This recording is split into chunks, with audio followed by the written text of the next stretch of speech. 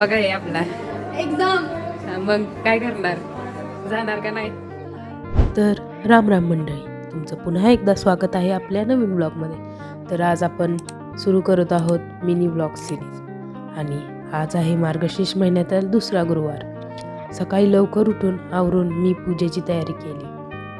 फुले, आंब्याची पाने, विड्याची पाने आणली आणि पूजेची सुरुवात केली. सर्वात आधी स्वास्तिक काढून घेतले आणि सर्व पूजा मांडून घेतली.